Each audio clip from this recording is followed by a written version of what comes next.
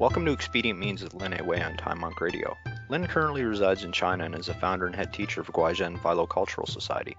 He has extensive experience in Buddhist and Taoist meditation, Qigong, martial arts, and traditional Chinese medicine. To learn more about Lin, please visit his website at www.guizhenhui.net. Tonight we will be speaking about common misconceptions of spirituality. And tonight we have a guest joining us. He's a young man named Malik. He is 17 years old. He will soon be 18 years old. Welcome to the show, guys. Good day, Yeah, hey. Malik. Great, glad to have you here, Malik. Yes, Yeah, welcome. thanks. It's good to have some young energy on the show, Yes, as opposed to us old middle-aged guys. old guys. hey, I'm 33, man.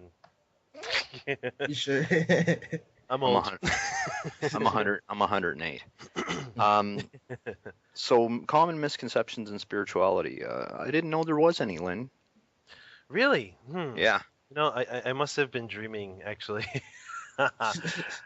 I guess maybe I was having hallucinations, but what I've come to see would be a lot of things of just being very fluffy, very sparkly, you have to be in a state of, effervescent, quote unquote, loving feeling with almost every single thing around you that has to be coined the term spiritual. If you're not spiritual with quotes around it, then you're not this, you're nowhere close to being it, and if you're not fitting into the norm of what people are accustomed to seeing it as, then you're very far away from it, which just makes me shake my head. I mean, I'm sure a lot of people get the idea of what I'm talking about. I mean, crystals are great, crystals are fine, dream catchers are fine.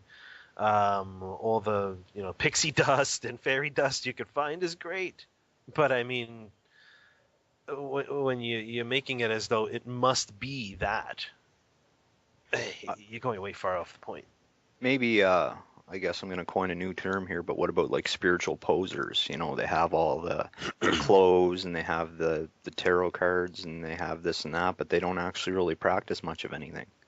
I mean, we really got to look at, well, what does it mean here? I mean, what is spirituality? What does that mean? Does it mean ghosts and spirits and demons and gods and all these things that don't have a body that exist? Is it a lifestyle? Is it a philosophy? And this is what we got to look at, because I think people have it mixed up as being all those things and none of those things, but it could be one of those things. So do you want to give us a definition of what spirituality means to you? Oh wait, I can't give you a definition of what spirituality is, because then it just makes everyone else confused. Malik, what do you think? Well, like spirituality.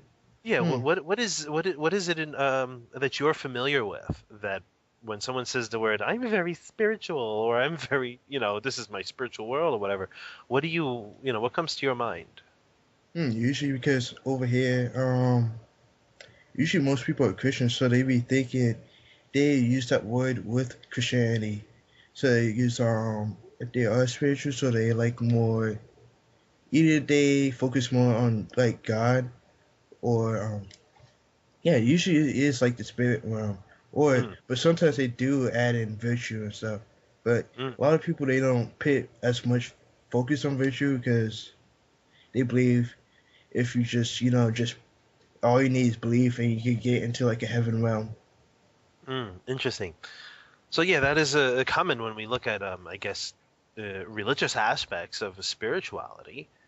Where it's you praise God, you do your worship practices, and your life has this kind of an inner type of a personal fulfillment or a personal peace within you. And then they'll call that's spiritual.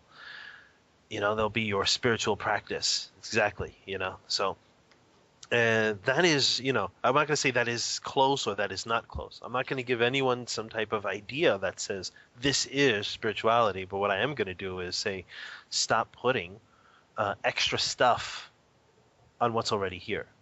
Mm-hmm. Not about religion. I mean, all the religions will have their own mannerism in how they're going to practice. Okay, and that for them, what puts them in that mind state, excuse me, to really allow themselves to put all their focus, all their energy, all their focus into their practice, well, for them, that brings them this sense of peace and harmony.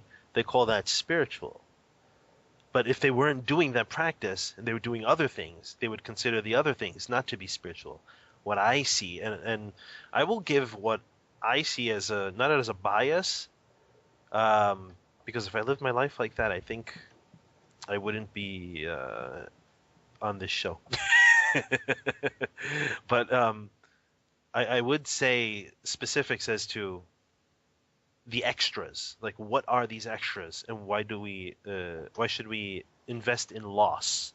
Put less involved, make less be involved. Do you think that we overcomplicate spirituality? Yes. It's kind of like you're hungry. You have ingredients in your refrigerator, or you just got food products in your refrigerator and you're ready to cook. But then you open the fridge and you look at, I don't know what I'm going to cook tonight. And you stare at all the food for like a good 10-15 minutes trying to figure out what you're going to make yourself. And you're hungry. Just grab something out of the fridge, cook it up, and eat it. I mean, life is just that very simple act of, this is what is happening and this is what I will do, and then just do it. We overcomplicate a lot of everything that we do anyway. When it comes down to spirituality, well, look, let's open this big door here, and let me throw in some key factors.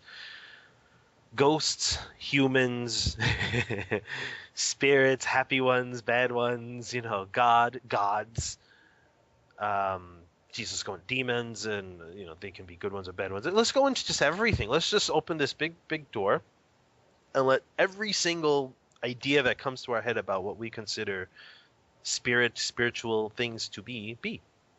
And then let's really look at the world as it is without those things. If it were possible to have the world without those things. Because we can't tell if it is possible. The reason why we can't tell it is possible because we still haven't reached a mannerism in our conscious state to break through our own false thinking. So we can't really see. So we're just imagining what it's like.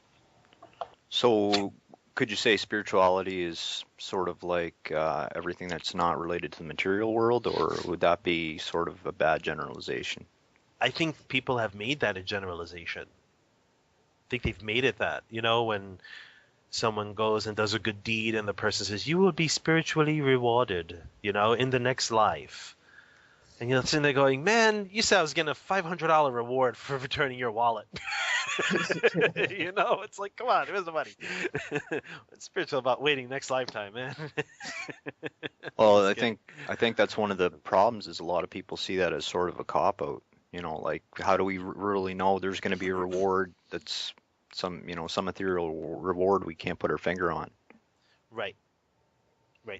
So we got to look at this, and hopefully this matter of the view of this quote-unquote spirituality, this, whether it be a lifestyle, philosophy, practice, or whatnot. We got to get the matter of this, get to the core of the matter. Hopefully we can do that in about the next 40 minutes. Well, it took people so many damn years to get to somewhat close to the idea of it, but yeah, we're taking bold steps here. Well, I mean, let's think of this. What makes it spiritual? What makes our behavior? What makes our lifestyle, our practice? What really makes anything spiritual? I mean, what is that word spiritual? I mean, Oolong, what do you think? Well, for me, I would say, geez, it's a tough one. I mean, it sounds so simple. It sounds simple, but it's really complicated. I would say, I tend to think of it from a Taoist perspective. So, fine. You're refining your energies into a more subtle substance. I guess maybe subtleness is a good way to describe the spiritual. Subtlety. Subtle. Okay, spirituality is subtle. Okay, cool. It's subtle, right? With your understanding of what that would be, it's subtle because why? Because I don't want to say I can't feel it. I can I guess I can sense it, but I can't feel it in a physical way. Nah, that's not even a good way to.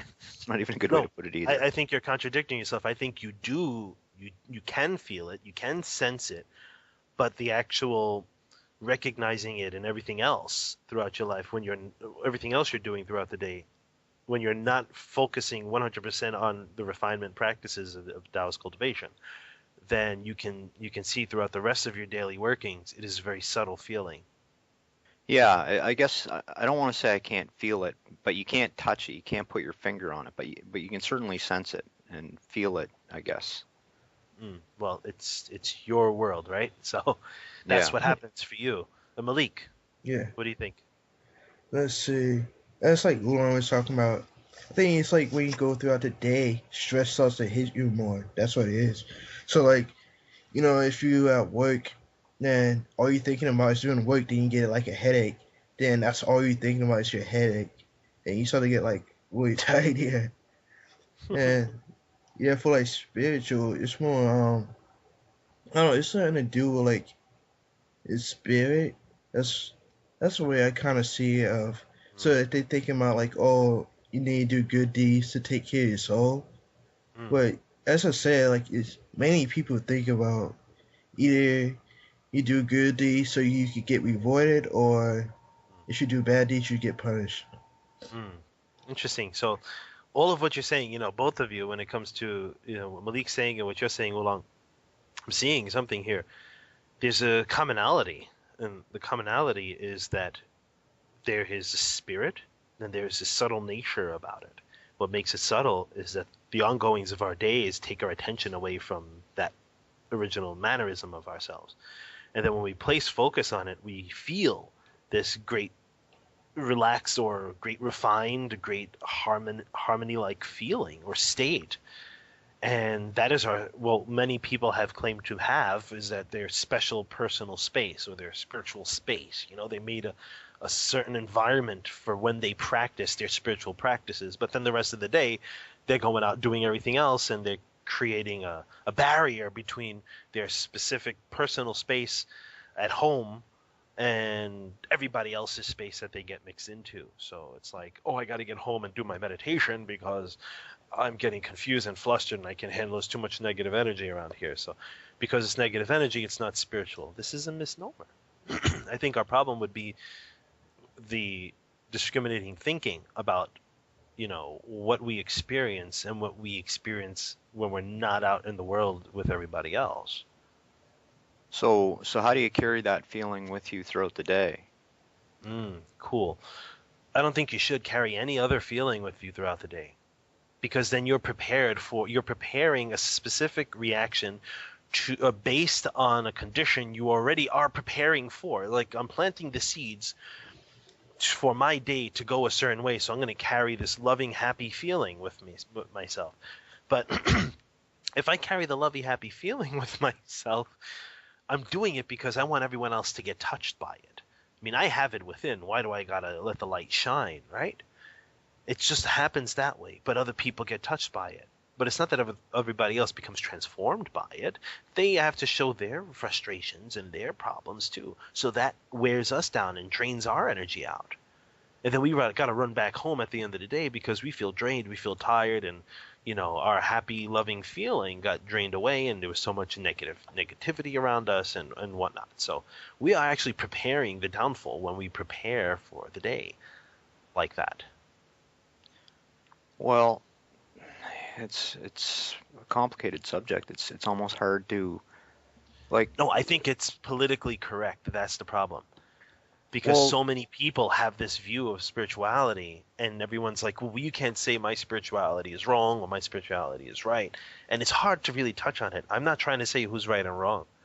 I'm saying for the mannerism of it that's been sold and commercialized, that is a problem.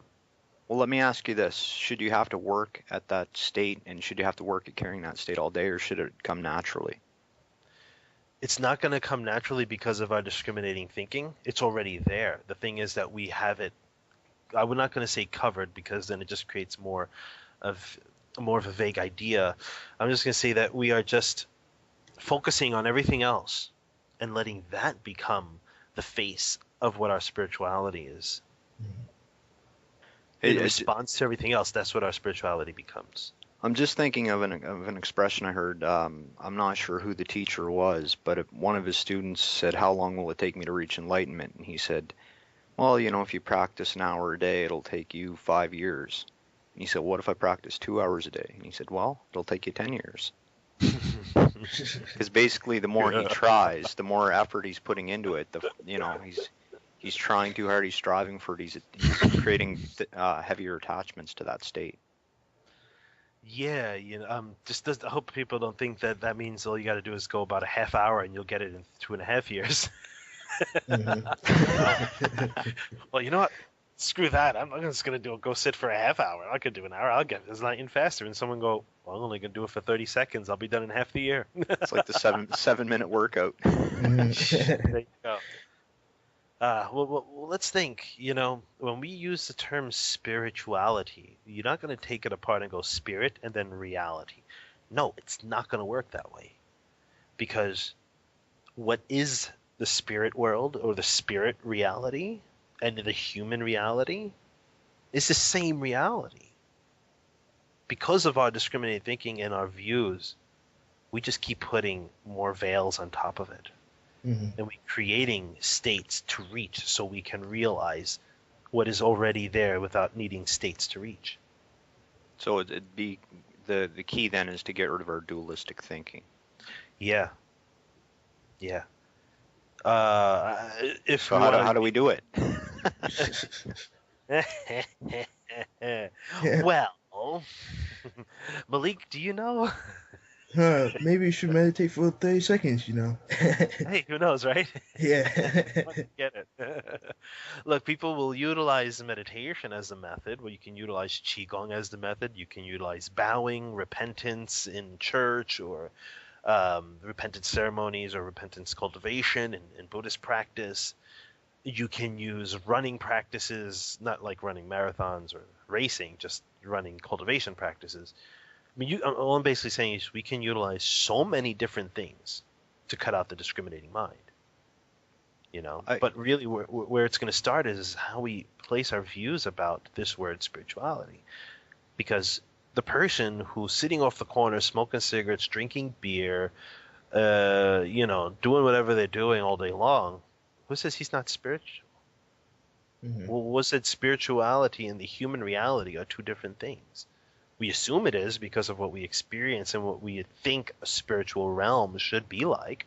I mean, if you sat in meditation and you got into the astral plane and you start seeing different realms and stuff, it's because you broke through your discriminating thinking. But it doesn't mean you're enlightened. It just means you reached a state where your ability to do that at that point is okay to use. Like, you're able to use it. That function has been started up. There's gas in the tank, the keys are in the ignition, the wheels are ready to go, and you started the car and boom, now you're flying down the highway. And that's what it's like. And you're flying through these astral planes and you're seeing different types of existences of different types of living beings. Yeah, go ahead. I was just going to say, in relation to your story about people smoking or drinking and saying they're not spiritual, I have a little anecdote about that. Yeah. The founder of my Tai Chi school, apparently he would, sometimes after class, people would go outside and smoke, and then everybody be in the class, and they'd be like, look at those guys out there, they just did their Tai Chi set, now they're out there smoking, what's wrong with them? So he knew this was going through everybody's mind. He heard whispers, so he'd start going out and saying, hey, can I have a smoke? And he'd have a smoke with them out there, and everybody just kind of rattle everyone's cages a little bit, right? And I just thought it was a funny story. It is funny. I mean, you can drink, you be an alcoholic. I'm not saying people should just go and do that anyway and not restrain themselves and they're going to attain Buddhahood. Probably not. But I mean, if that's what you do, if you're a smoker, if you're a drinker, if you like meat or you just like tofu, I mean, whatever it is that you do, that's what you do. You can change it, but if you haven't really felt that internal intuitive sense, that really strong sense that goes, just change it, and you can just do it overnight, literally. Your decision happens very quickly and things get on their way. And that's just what you're doing. Who said you can't practice Tai Chi, Qigong, and get even farther than people who don't? who don't go smoking and drinking or whatever the hell it is. You know, you sit in meditation for 5-6 hours a day, and you break open a 6-pack and you start drinking afterwards. I mean, but maybe you attain small states, maybe you attain small realizations. You may not fully attain, who knows? All I can say is if you had put yourself to focus on a restrained path, probably would go faster. It could mean you would go slower, but you feel comfortable on the restrained path. And restrained means you take vows, whether Buddhist, Taoist, or whateverist. You take vows and you restrain your mind. That's basically what vows do. They help you stay so you don't run away. So spirituality, really, let's just take a look at this. The interconnectedness between every single person, every single living being and thing, even the rock, even the computer screen, even the mouse on your computer screen, for your computer, all of these things carry energy. So when you're using it every day, like say this computer, your energy is mixing into this thing. Now it's a part of you. So when you start slamming the keyboard because, the computer froze, you're damaging you. That's your extension now. When I have a set of beads, recitation beads that another cultivation brother gave me about 2 years ago. It was his for a very long time. He gave it to me. He goes, "Take this. I want to give it to you." Okay. Now when the string broke, it wasn't that just the string broke. It was that I felt it breaking. It's strange. I've used this all the time. I carry it. I utilize it. So when this string broke, it just wasn't a snapping sensation that I felt and the stress and the pressure, exploding and all the beads flying all over the place. I felt like something snapped, like in my core, in my heart center. I felt it snapping.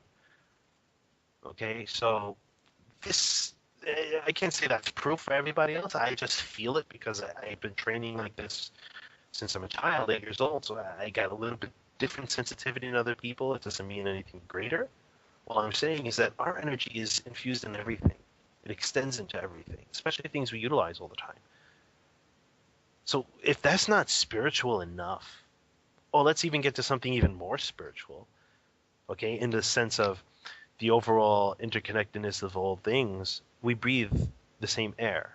The water we drink on this planet is the same water that's been on this planet since this planet has been here. So, I mean, air, water, the ground, it doesn't go anywhere. It doesn't float out into space, disappear somehow, and then all of a sudden a new patch of ground just appears. It's all the same earth, all the same ground.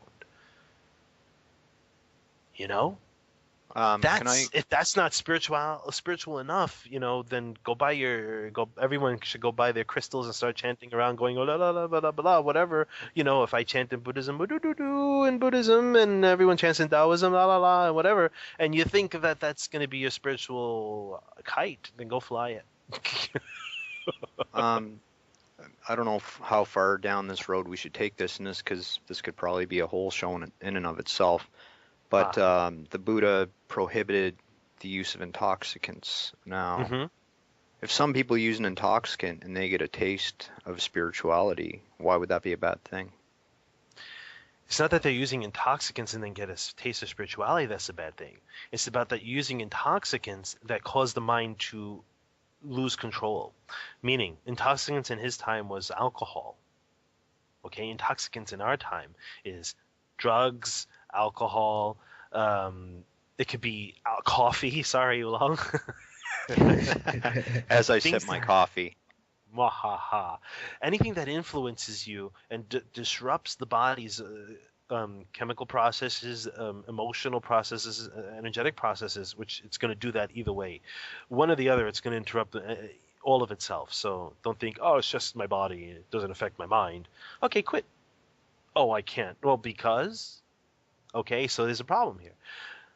The thing is that alcohol then was so people don't...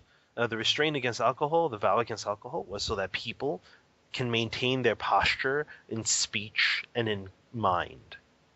So they don't start thinking, oh, I can go and rape whoever I want, or I can go and steal whatever I want, or I can just say whatever the hell I want to say, or maybe end up getting in a fight with somebody who you didn't really want to get into a fight with, but maybe you tripped over his cane and he hated that, and he used his cane to beat you.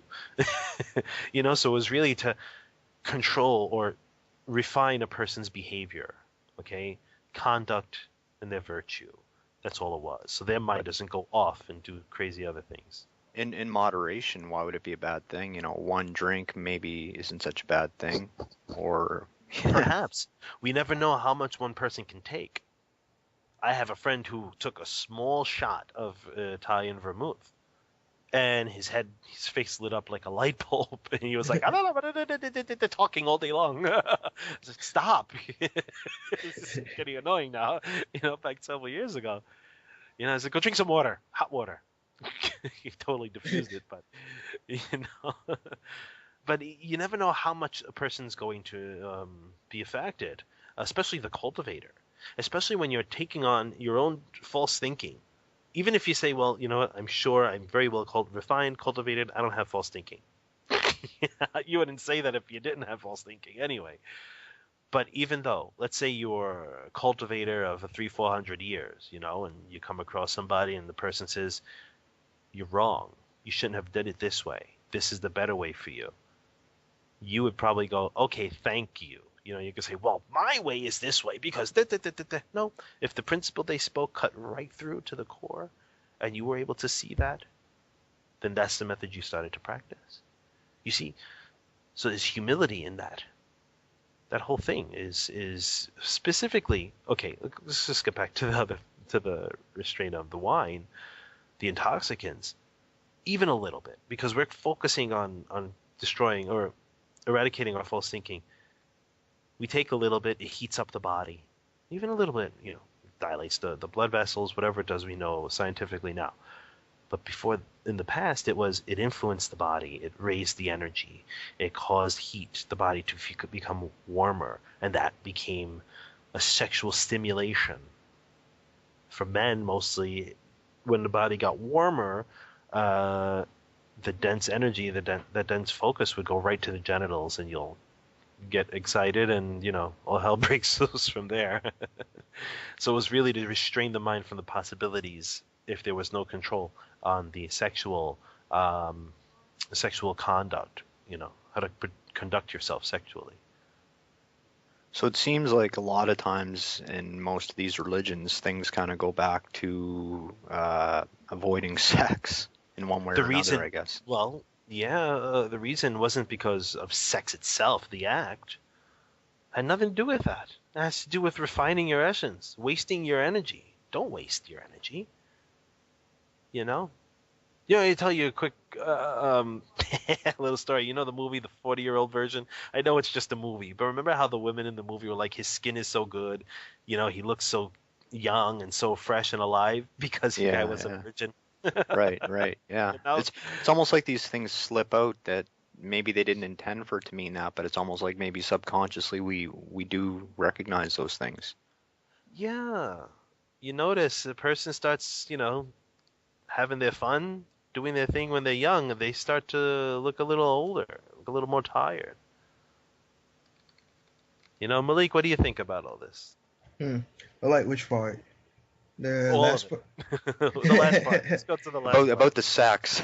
Yeah. The part you were paying attention to. Let's see. Is there wasting it? I know, like, usually... Oh, God. Well, what do you think on the fact of, why people restrained from sexual practices? Why did they restrain from sex? Why would it become spiritual in this aspect where you are not wasting your sexual energy? Yeah, most people, you don't even be thinking about it's wasting energy. Most people be thinking about, oh, it's like, it's sinful. So, but when we talk about like, when we build up an essence, most of us, like, how like, you practice more and then you actually start to feel it. Like afterwards, you feel like you're tired, you're sick, or you just feel dirty. You're like, oh, I gotta go take a shower now. Right, right. So after you practice, you feel kind of, hyped up, you feel energized. And you got to jump in that shower and take a cold one, Yeah. When you're putting anything warm in the body, it's yang energy. It makes the body respond in that kind of manner. So it makes one sexually stimulated. And then that's why there are specific practices to refrain from eating certain things so you don't get stimulated sexually. Who knows what the strength is in your mind to allow you to overcome that kind of desirous feeling. I mean, that's a kind of tough desirous feeling. Oh, we're going to have some guests come into the office, so we're going to get a little background noise, but don't worry, we can still continue our practice, our conversation. Just wanted to throw it in there real quick. Okay. So anyway, that's why there were things there. So, let's just backtrack a little. The drinking or smoking and then person actually attains enlightenment. Well, that was just the conditions he had. It can't be that way for everybody else because each person has their own condition. So people shouldn't start going and say, well, this guy became enlightened and he was a smoker. I'm going to go and smoke cigarettes too and I'll get enlightened. You probably get cancer before you get enlightened. We don't know how many lifetimes that guy worked in order to get where he was at that point. So he was able to actually make that attainment. So what about all these gurus that, later it comes out they have had sexual indiscretions or drug addictions? Can you... You cannot say, look, I really also got to put out, you cannot say that a person who is seen as a guru, okay, who is seen as a great, quote-unquote, spiritual leader, okay, doing all these things and actually being enlightened. I mean, we really got to think clearly here. In terms of our Western culture, sex is not a big deal. It's kind of, well, we should. And in the Eastern culture, sex is like, if you are at this specific state, you wouldn't really be doing this. But once it comes to a society that finds sex to be very normal, okay, like very, very open about it, then if someone says anything bad about it, the person who says something bad is outcast.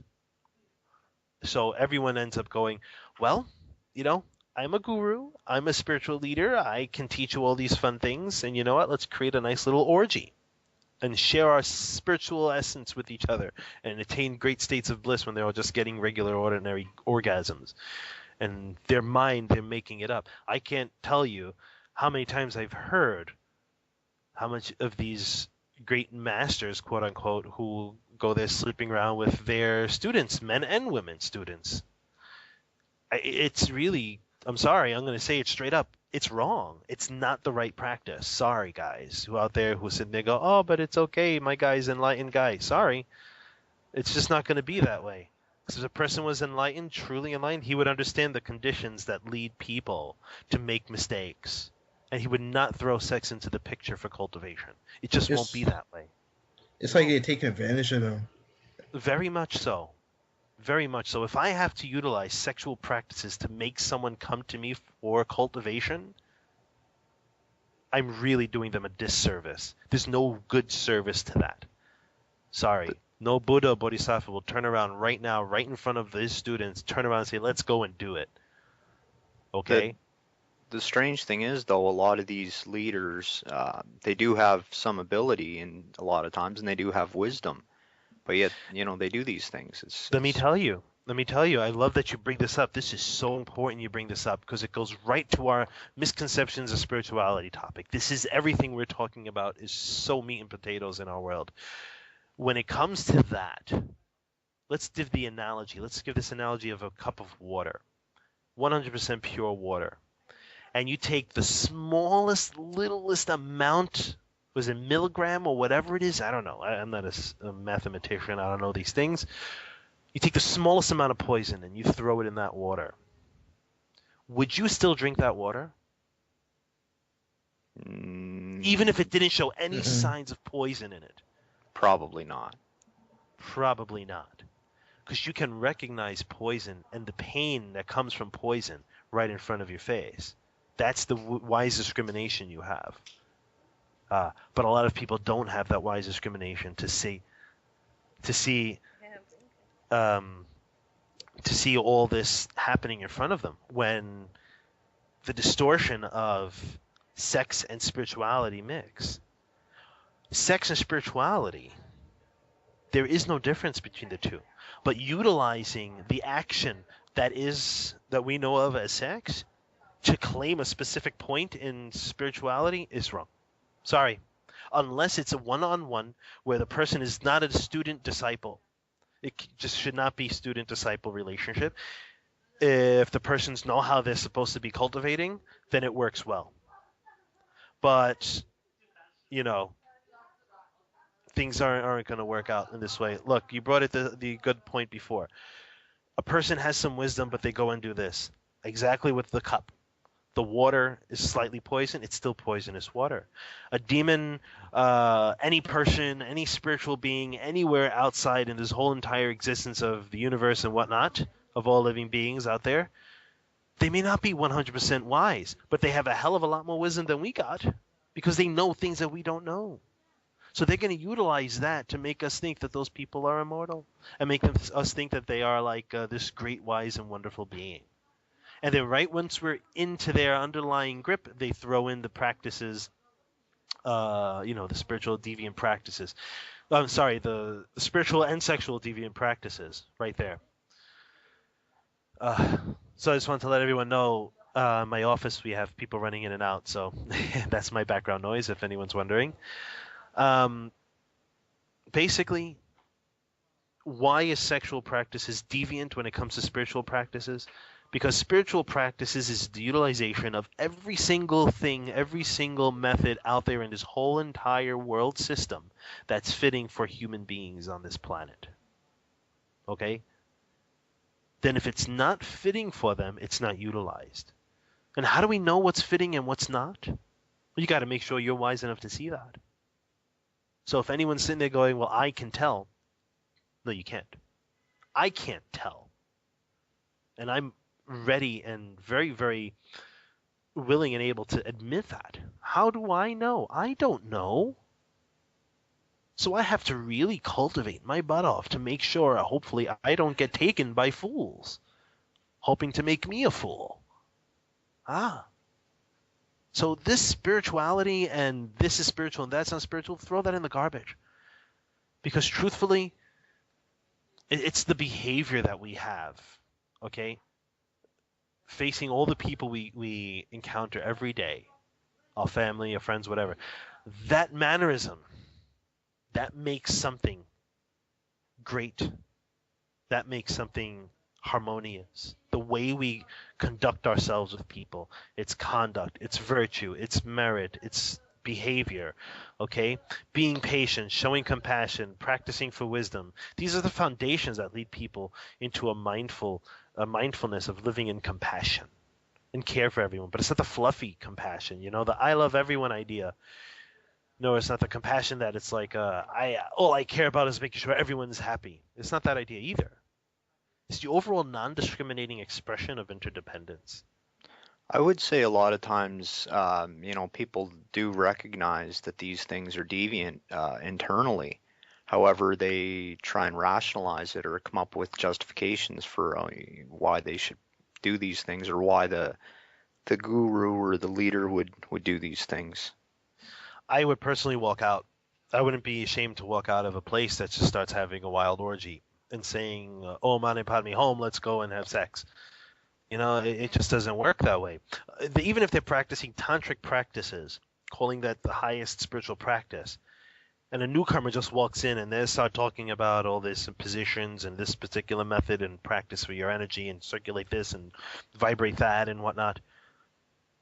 What the hell? I mean, really, you're really taking people off on the wrong direction here.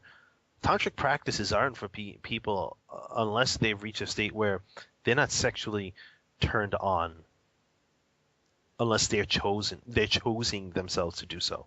They're allowing themselves to be. They can turn it on in a switch, like a flip of a switch. Excuse me. For example, you get excited, you get yourself an erection, you can turn it right off and it goes right down.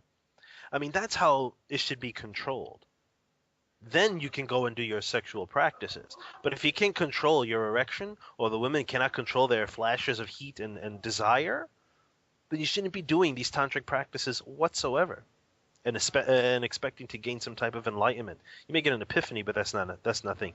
Epiphanies aren't anything really anything major. They're normal on the path of cultivation. So spirituality, really, we got to take a big eye opening. We just got to really open our eyes to this. Common misconception of spirituality is you can throw anything you want in the mix as long as you're being positive. But no, because spirituality is inclusive in everything. One Taoist teacher I studied with mentioned that the Taoist tantric practices were mainly used at the beginning stages, and even at that, they weren't used by most people. They were mainly designed for, she put it in two terms, dirty old men and dry old spinsters. and she said it was just basically to get the alchemical practice started, and she said that, when you engaged in them, you would have to do it from a real detached point of view. Yeah. Look, you don't want to be letting everything loose, when you're doing it. You waste your energy, you waste everything. Okay? The tantric practices, whatever they are for those people, that's what that is for them. But I'm just going to tell people, don't go jumping into every place or everything you think is a temple or a cultivation hall or whatever it is, for anyone wearing a robe in there saying that they're such and such and they're going to teach you sexual wonderful practices of bliss and all this fun stuff. Get to the core. You're not there to go and have sex. You can have sex by yourself or with other people. Okay? You do this in your own home privately. You don't need someone to teach you how to do it or to make yourself better. You get a book on it. But once you get taken by other people, then you're giving them yourself. You're giving yourself to these people, and they're going to ruin you. I've known people who've been ruined by gurus. Okay, they've gotten sick, they've gotten taken by, with their money, their home, families destroyed because of those deviant practices, all in the name of becoming enlightened. And that's not it. If people want to really look at straight up direction for alignment. Just one sec, Lynn. We're breaking up here. Now you're back. Oh, okay. So I've seen a lot of people, lose their homes, families over these sexual practices. If people want a straight up direct method for this overall great spiritual practice of attaining enlightenment, well, think of first. Make sure you understand there's no separation between humans and all your mundanity and the spiritual great fluffiness that you think is out there. There's no different. It's not. It's right there in front of you. The table, the keyboard, everything. Bang your head against the wall. It hurts. That's profound. Okay? That's profound itself. It hurts. You realize that it hurts. You're human realizing that this thing is hurting because you banged your head against the wall. Okay? It doesn't matter if you could have realized that before you hit your head against the wall. All that matters is that that's what happened at that point in time. Okay? Now let's go directly to the method. The method straight up that lead one to cultivation, to the attainment of realization. And that realization is enlightenment or their great inherent wisdom. Okay? Basically, go pick up a sutra. Sorry. People want to say it's this one, it's that one. Go directly. You want direct path to cultivating the Buddhist path, and you go right to the Buddha. Okay? If a monk is going to go telling you some other nonsense, and you're not sure if it's nonsense or not, go research. Go pick up a sutra. And if what the person is telling you does not resonate to what the sutra is saying, then do not follow those people. Okay? It's just very straight up simple. So if the Buddha is saying, be careful for deviant practices and people who are teaching sexual practices to attain enlightenment, I'm telling you, if you don't believe in what the Buddha says, then what the hell are you doing cultivating for enlightenment through the Buddhist methods? I mean, it's just really that simple. So in terms of this spirituality, we got a lot of misconceptions about what spirituality is, but we can cut it all out very quickly. We don't have to lay it up in a list. All we got to do is strictly realize there is no separation. So the spiritual word and the human word doesn't exist. If I could ask one more question, Lynn, just kind of, I think we should probably cover this. What about spiritual systems that use fear, such as a fear of hell, or Uh, I'm sure it's people who made it that way. It's not really the teachings the way it should have been. I mean, we have the hell use in the Buddhist teachings, you have it in the Taoist cultivation, you have it in very other religions. And the utilization of hells from the Taoist and the Buddhist perspective, or Buddhist educational mannerism, is that you realize that you make these states manifest. You make them due to what you do with your mind. And so many people do the same things that vibrational force creates a mass reality. Or I would just put it this way: the amount of so many people vibrating at the same level create a specific state or a specific realm based on that level of energy. It's so trivial. I mean, we'll never get to the end of it, but we could probably. We'll be here for a very long time. That's why we say you'll do these specific things and you'll get to the hells. You should be careful not to do that. So people become afraid, and then they create further laws and rules and stuff based on that. Okay, and then they scare the shit out of everybody else. Okay, without giving them the real explanation about why is it like that. So if I tell you, if you drink this cup of water, your stomach's going to hurt, it's going to burn a hole into your stomach, your intestines are going to turn into mush, and you're going to be pooing blood for until you're dead. And you do it anyway. Okay, there's a problem there. Someone realizes what you did. Then they tell the other person, oh, don't drink that. Things are going to be really bad if you drink it.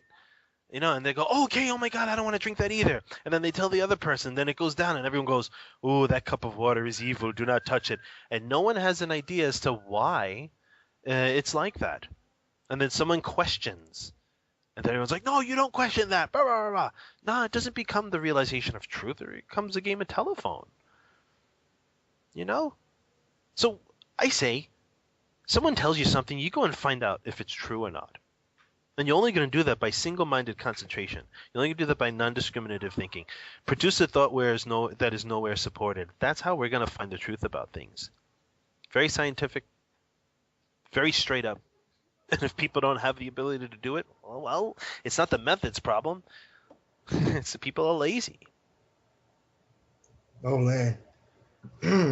Yeah, there was one question, since we're still on the topic of spirituality, misconceptions. What about how the debate now, matter and spirit? Is there really such a difference between it? No. Yeah. There's no difference. Why?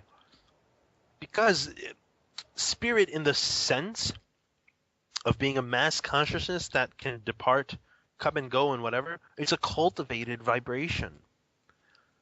Humans have both yin and yang. I'm speaking very normal. Yin and yang, okay? They're both yin and yang. They can turn ghost or they can turn to God. Just for the sake of saying, they can become totally yin or they can become totally yang. People can go either way. Hence the term enlightenment is just a flip of the hand, I mean, you can just turn over very quickly. We can turn. So when scientists is going around studying matter, saying, oh, this is the spirit, it's vibrating. Really? No. Because it's already all around us. It's already everything around us. But that's not spirit. That's energy. And there's different vibrations of it all over the place. Yeah. So it's so basically a debate over why there is a soul or something like that is kind of irrelevant. Well, Yes, it is relevant. It's very irrelevant, and it's only going to be talked about by people who like to put heads on top of heads. You bring a Yeah. scientist who wants to describe how this is the soul and this is the spirit. Take it out. Show me. You can't take it out. It doesn't exist to me. And they go, well, that's very scientific. That's not, in what you're saying of being religious. I said, I never said I was religious. Look, I don't believe Buddhism is religion. I don't believe Taoism is religion. I think it's educational. I don't believe any of the religions on this planet were supposed to be religions. I think they're all supposed to be an education of practice in order to get to a higher state of consciousness. And then people realize that they can control others with it, and they start abusing it, because that's just what happens. They abuse it. But if someone's going to turn around and say, this matter is a spirit, take it out. I want to see it. I want to hold it. Oh, you can't because you need these machines? Well, it doesn't exist. When I can see it with my mind, when I can hear it with my mind, that means all of my senses, all 6 of them, are totally purified, and then I can see, hear, taste, touch with all of my senses, all intermingled and all not intermingled. And I can see the truth about this, then it's going to be that way. So if someone starts telling you, here is the spirit in this bottle, I put it in there, it's this type of matter, and whatever scientific talk they want to say, it doesn't matter. It just doesn't matter. You want to see the spirit, what is it?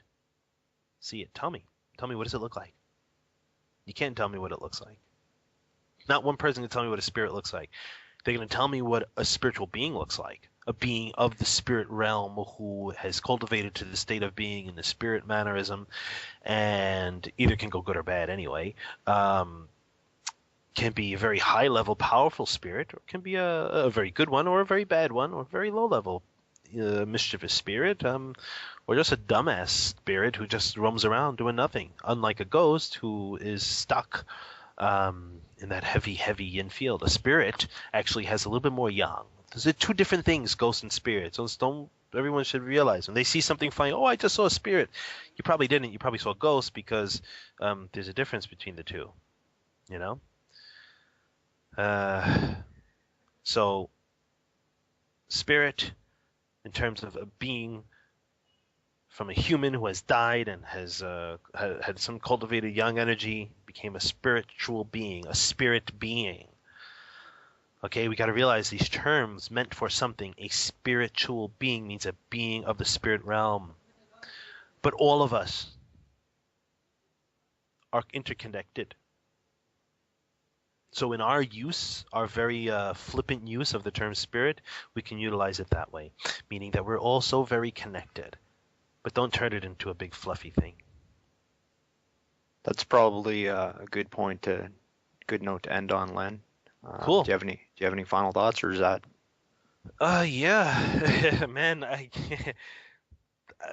can just open up a whole portal of stuff to go into.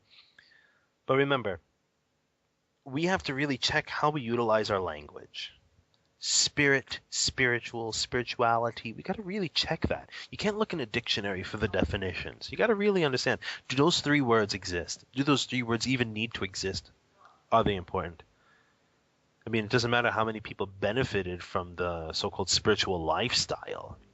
It can be any kind of lifestyle. I could run around with my shoes stuck on my forehead. It doesn't matter. That's my spirit. It's my spiritual lifestyle.